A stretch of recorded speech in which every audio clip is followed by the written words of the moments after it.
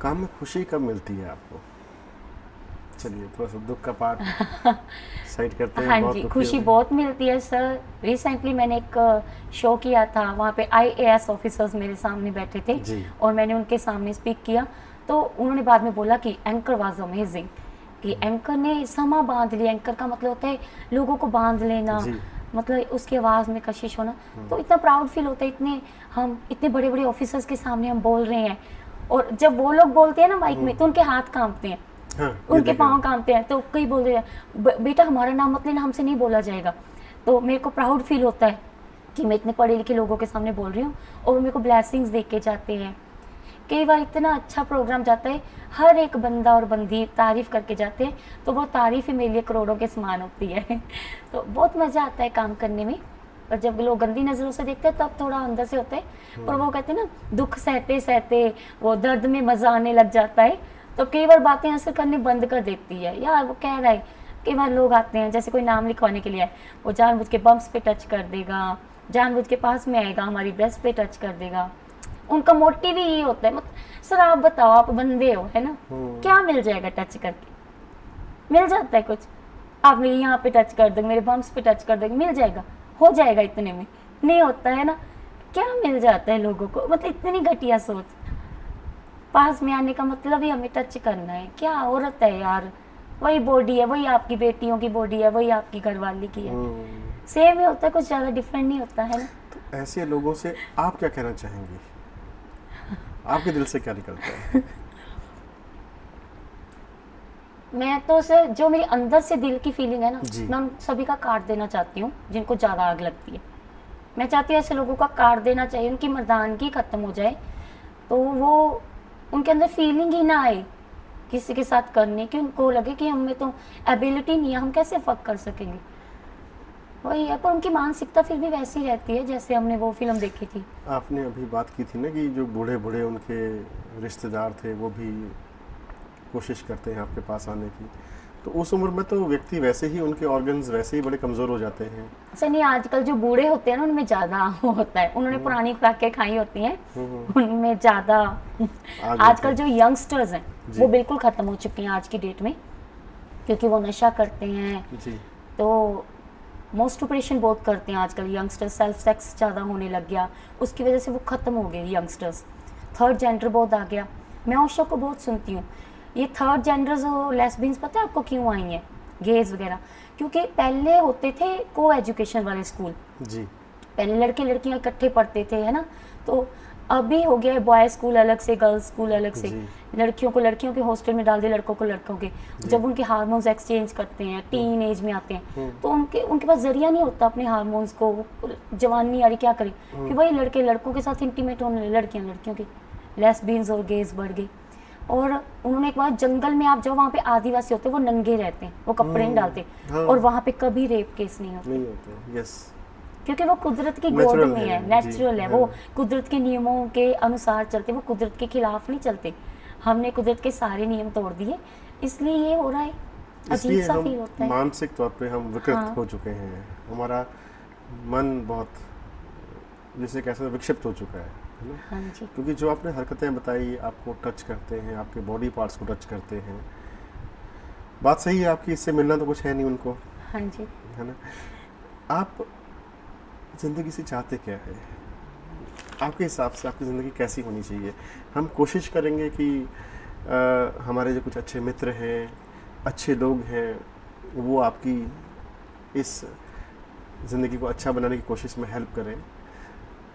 Sir अगर आपको कोई अच्छा बना सकता है, या आप अपनी ज़िंदगी अच्छी बना सकते हो, वो कोई और नहीं होता, आपका खुद हस्बैंड, आपका बेटा, वो आप खुद होते हो। खुद आप। जी। आईने में देखो, आप खुद ही अपनी ज़िंदगी अच्छी बना सकते हो। हस्बैंड कभी भी मर जाएगा, बच्चे भी मर जाएंगे, सब मर जाते हैं, हम भी मर जाएंगे। तो खुद के खुद बनो। आपका इस दुनिया में कोई नहीं आपके अलावा। तो एक शेर है, मेरे दिल के बड़ा करीब है। किसी ने गालिब से पूछा कि ज़िंदगी कैसी चल रही है। जी। किसी ने गालिब से पूछा कि ज़िंदगी कैसी चल रही है, तो गालिब ने बड़ा ही खूबसूरत जवाब दिया कि ज़िंदगी में गम है, गम में दर्द है, दर्द में मज़ा है, और मज़े में हम हैं। तो जिस दिन दर्द में मज़ा आने लग जाए तो समझ लेना आपने जीना सीख लिया। तो मुझे दर्द में बहुत मज़ा आता है, मुझे अच्छा लगता है जब कोई मेरा दिल दुखाता है, क्योंकि सच में pains are more beautiful than happiness. एक बार दोबारा समझना चाहेंगे इस चीज को, मुझे समझ में नहीं आया कि दर्द में मजा कैसे आता है। आप सर क्या जब कहना चाह आपको रही कोई हैं? कुरेदी जा रहा है, आपका कोई दिल बार बार दुखाई जा रहा है, तो वो दर्द होने बंद हो जाता है और उसी चीज में मजा आने लग जाता है। मुझे लग रहा है कि आप अंतर्मुखी हो चुके हैं, कि आपको दुनिया से कुछ नहीं लेना, आप अपने आप में खुश हैं। हाँ, जैसे रिसेंटली अभी भी लोग डे नाइट शोज लगवा लेते हैं। जी। एक मेरा बहुत कंट्रोवर्सी वाला चल रहा था आजकल। तो बंदे ने सुबह 8 बजे चले गए हम शो पे, 7 साल पुरानी बात है, रात को 2 बजे आए हैं वापस। तो रात 8,000 में बात हुई थी, तब उस समय कम पेमेंट थी। रात को 2 बजे बंदा 7,000 दे रहा है। तो उस समय मैं थोड़ी बच्ची टाइप थी, अभी भी बचपना बहुत है अंदर। नहीं पाजी, आपने तो 8,000 बोला था, आप 7 कैसे दे रहे हो? नहीं बच्चे, इतना ही है, इतना ही है। मुझे नहीं मालूम था कि लोग 1,500 काट कर ही देते हैं, तब ले लेना चाहिए जितना भी दे रहे हैं। मैंने लिए नहीं, उस बात को 7 साल हो गए। जितनी बार बंदा सामने आता उतना होता है। तो मैंने सोशल साइट पे डाल दिया कि अगर कोई मर्द है मेरी पेमेंट दिला दो। तो एक्चुअली में मर्द कोई था ही नहीं और पेमेंट अभी तक स्टक है। तो वो बंदे ने बदनाम होना अच्छा समझा पर पेमेंट नहीं दी। तो ऐसे बहुत पेमेंट्स फंसी हुई हैं। हम रात को 2-2 बजे, सुबह 5-5 बजे आते हैं और लोग बोलते हैं कल ले लेना बच्चे, कल ले लेना, तो वो कल आती नहीं है। तो अंदाजे से लगभग कितनी पेमेंट होगी टोटल, जो आपकी इस सख्त मेहनत की कमाई ऐसे लोगों के पास फंसी हुई है? कुछ पेमेंट्स भी हैं सर, कुछ में दानी सज्जन थोड़ी ज़्यादा हूँ। आप थोड़ा सा रो दोगे, मैं निकाल कर दे दूंगी आपको पैसे। उधार दे देंगे? हाँ जी। तो कितना? 5-7 लाख मैंने लेना है वैसे लोगों से। अरे फिर तो आप बहुत अमीर हैं, जिसने 5-7 लाख तो लोगों से लेना ही है। पर मुझे इस बात का प्राउड है सर, सबसे बड़ी अचीवमेंट लाइफ में होती है कि आप किसी से कुछ मांग नहीं रहे, क्योंकि मांगना मरने के समान होता है। जी। आप अपने पाँव पे खड़े हो, आपको खाने के लिए किसके नीचे नहीं पड़ना पड़ रहा, किसके आगे हाथ नहीं फैलाना पड़ रहा। कला है आपके पास। तो this is the biggest achievement in your life कि आप खुद के पाँव पे खड़े हो, आप किससे मांग के नहीं खाते। और चंडीगढ़ में, दिल्ली में लड़कियां एक वक्त के खाने के लिए लड़कों के नीचे पड़ने को तैयार हो जाती हैं। मैंने खुद ऐसा देखा है। मतलब कई बार एक वक्त का खाना तक उनको नहीं मिलता। बट आई थिंक मांगता वही है जो काम नहीं करता। जो काम करता है, जो हार्ड वर्क करे, उसको मांगने की जरूरत नहीं पड़ती। कैसे भी कमा लेगा वो। अब आपकी फ्यूचर प्लान्स क्या हैं? आप क्या करना चाहते हो? सर वो मैं ब्रह्म कुमारी को शो को फॉलो करती हूँ, सदगुरु को सुनती हूँ। तो वही कहते हैं कि जो हम सुबह सुबह बोलते हैं वो सच हो जाता है, जो हम सोचते हैं, क्योंकि जो भी हम ब्राह्मण में मैसेज दे रहे हैं वो वापस लौट के हमारे पास आता है। जी। प्यार दोगे प्यार आएगा, नफरत नफरत। तो मैं तो यही मैं चाहती हूँ मैं सुपरस्टार बन जाऊँ। आप बनेंगे जी, आप में बहुत अच्छी काबिलियत है। आपकी एंकरिंग का मैं कायल हूँ, मैंने कई बार आपको देखा है और आप समा बांध देते हैं। लोग जो आपको देखते हैं वो सब कुछ भूल जाते हैं। स्टेज पे इतना रश उस समय नहीं होता जब कोई परफॉर्म कर रहा होता है, लेकिन जब आप बोलते हैं ना, जब एंकरिंग करते हैं, बहुत रश होता है। आपको कामयाबी ज़रूर मिलेगी। देखिए, कुछ एक बातें आपसे मैं और करना चाहूँगा। कुछ बच्चियाँ जो जैसे आप घर से बाहर निकल के कमाना चाहते हैं, ऐसी बच्चियाँ अभी भी आती हैं। कुछ हिमाचल से आती हैं, कुछ पंजाब से आती हैं, जो छोटे गांव से बड़े शहरों में आती हैं। ऐसी बच्चियों के लिए आपके पास क्या मैसेज है? आप क्या कहना चाहेंगे उनको? सर जैसे ना हम कई बार लोगों से पूछते हैं, है ना, कि बच्चे आप पढ़े क्यों नहीं, आपने पढ़ाई लिखाई क्यों नहीं? ओ दीदी सॉरी, हमारे घर में ना गरीबी थी। तो मैं खुद के बारे में, हमारे घर में तो इतनी गरीबी थी, हम तो इतना, मैंने तो मास्टर्स कर ली। अंदर आपके वो जुनून होना चाहिए, मैंने पढ़ना है। तो ये बहाना मत लगाया करो कि गरीबी थी हम पढ़े नहीं। तो चलो अगर आप गरीब भी हो तो मैटर नहीं करता, आपके हाथ है ना, आप करोड़ों के हाथ है ये। आप पार्लर का काम सीख लो, आप टेलरिंग का सीख लो, आजकल ये इतना चलता है। तो मैं तो ये कहना चाहूँगी, आपका साथ इस दुनिया में कोई नहीं देगा। अगर आप लड़की हो तो यहाँ चारों तरफ दरिंदे बैठे हैं, भूखे शेर बैठे हैं, आपको फक करके, आपको यूज़ करके, आपको खा जाएंगे ये नोच नोच के। तो कमाना सीखो, हार्ड वर्कर बनो, अपने पैरों पे खड़ो। कितनी पेमेंट्स मार लेंगे लोग, हमारी भी मारते हैं, पर फिर भी हम कमा रहे हैं ना, आस ना छोड़ी। तो कुछ ना कुछ काम सीखो, कमाओ, पर किसी के हाथों की तरफ मत देखो। ना माँ बाप, लड़कियों के तो सर माँ बाप भी नहीं होते। माँ बाप तो लड़कों के ही होते हैं। आजकल ज़माना वैसे बदल गया, तो लड़कियों को कोई भी प्यार नहीं करता। मेरे अंदर हमेशा एक शुरू से तमन्ना रही है कि मैं घर जाऊं और मेरी माँ मुझे इतनी जोर से अपनी छाती के साथ लगा ले, अपने सीने के साथ, और मैं जी भर के रो लूँ, इतना ज़्यादा रो लूँ, सारा अपना निकाल दूँ, उनको बता दूँ कि कितनी गंदी नज़रों ने मेरे को नज़रों से ही खाया है, कितने लोगों ने मेरे को। सर मैंने आपको बताया ना कि कोई बम्प्स पे हाथ लगा देता है, कोई ब्रेस्ट पे लगा देता है, तो फ़र्क पड़ता है सर। कोई हमारे बम्प्स पे हाथ लगे जाना होता है कि फिर यार क्यों लगाया इसने बम्प्स पे, मैं लड़की हूँ इसलिए।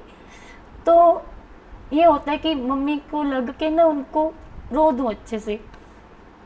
पार्टनर भी ऐसा चाहिए कि हम पार्टनर के साथ हंसना चाहते हैं ना, पर मैं उसके साथ रोना चाहती हूँ कि वो मुझे खुल के रोने की इजाज़त दे, क्योंकि कहते हैं ना रोना बहुत ज़रूरी होता है। अगर बारिश ना हो तो आसमान धूल से भर जाता है, तो रोना बहुत ज़रूरी होता है। मैं ये भी मैसेज देना चाहूँगी, मतलब लड़कियों को प्यार नहीं मिलता सर। गांव में मेरी मम्मा ने आज दिन तक मेरा जन्मदिन नहीं मनाया, मम्मा ने कभी 10 रुपए की चीज़ नहीं लेकर दी, कुछ नहीं लेके दिया कभी। लगता नहीं है कि हम उनके बच्चे हैं। तो हर इंसान से, सबके अंदर, चाहे बंदा बूढ़ा भी हो गया ना 80-90 साल का, उसके अंदर एक बच्चा होता है। जिंदगी हर चीज़ के बिना चल जाती, पर प्यार के बिना जिंदगी नहीं चलती।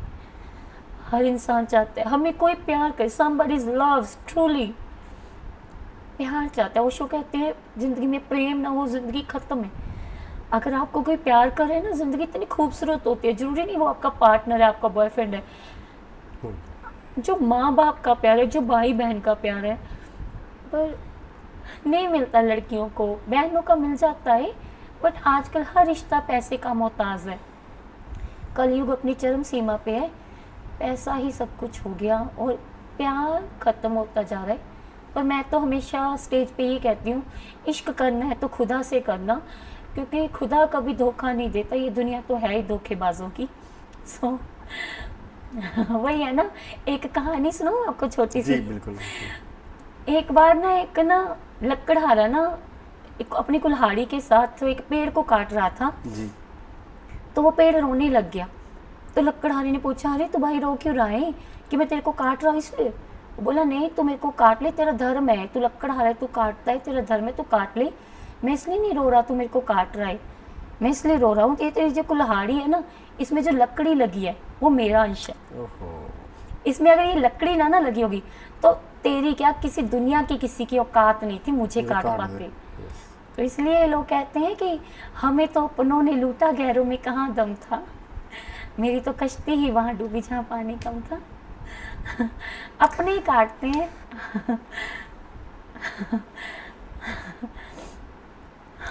चलिए रोशनी जी, आपके अंदर बैठे परमात्मा को मैं नमस्कार करता हूँ।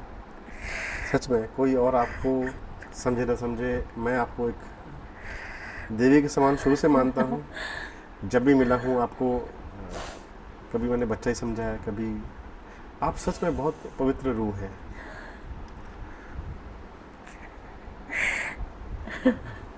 थैंक यू सर, आपसे बात करके बहुत अच्छा लगा।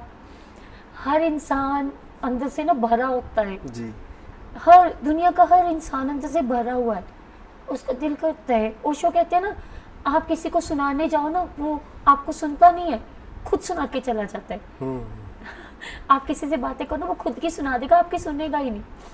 तो उसके जज्बातों को बाहर निकालना, किसी तक पहुंचाना बहुत बड़ी बात होती है।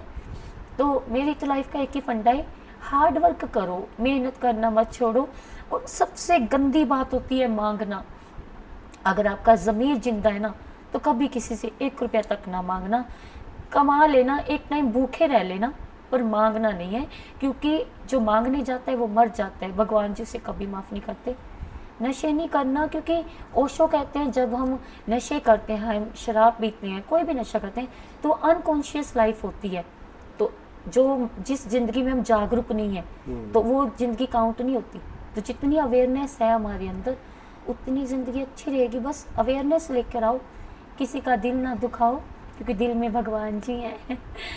और लड़कियों की इज्जत करो। औरत, सर औरत की इतनी औकात है कि वो मर्द को जन्म देती है। और मर्द ही उसको आके उसके करैक्टर पे, उसके चरित्र को इतना गंदा गलत बोलता है। तो मैं तो औरत को सबसे संपूर्ण मानती हूँ। औरत का दिल ना दुखाओ।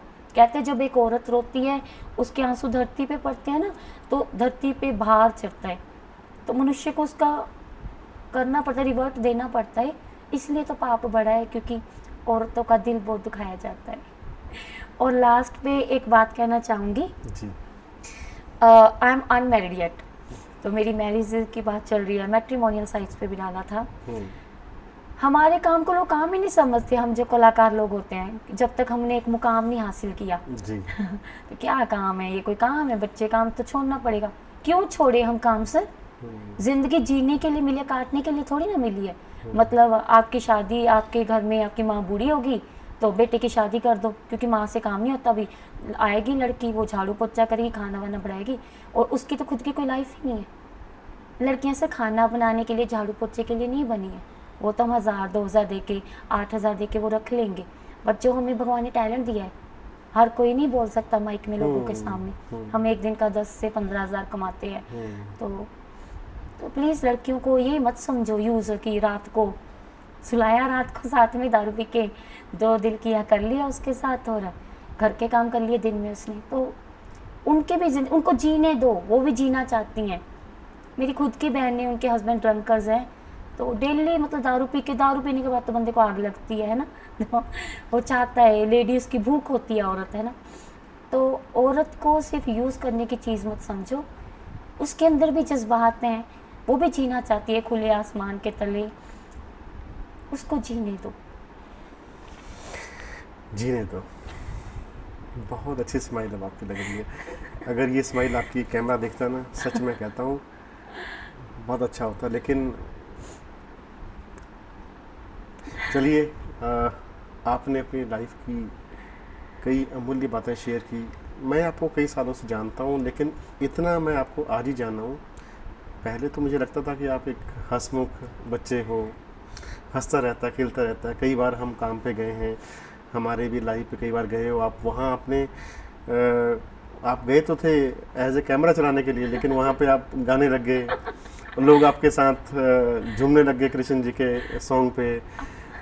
मुझे याद है वो पल जब आपने कहा था, जब वो भागवत कथा हो रही थी, तो पंडित जी ने 10 मिनट दिए थे आपको। तो आपने कहा था सभी लोग अपने हाथ उठाएं, और वो इतना रोमांचक माहौल हो गया था कि लोग कथावाचक को डिमांड नहीं कर रहे थे। अगले दिन से आपकी डिमांड आ रही थी, वो कहते जी हम आपको 4 लड़की और दे देंगे कंप्यूटर में बैठाने के लिए, इस लड़की को स्टेज पे लेके आओ। और पंडित जी का मुझे मैसेज भी आया था, कहते जी क्या ये लड़की मेरे साथ भागवत कर लेंगी? मैंने कहा जी मैं नंबर भी दिया था आपका उनको, शायद आपको कॉल भी आया उनको। तो आप बहुत अच्छी रूह हैं जी। मैं दुआ करूंगा ईश्वर से कि आपको वो मुकाम दें जो आप चाहते हो। वो मोमेंट्स आपकी वजह से ही मेरे को मिले थे, और वो मेरी ज़िंदगी के सबसे प्यारे पल थे।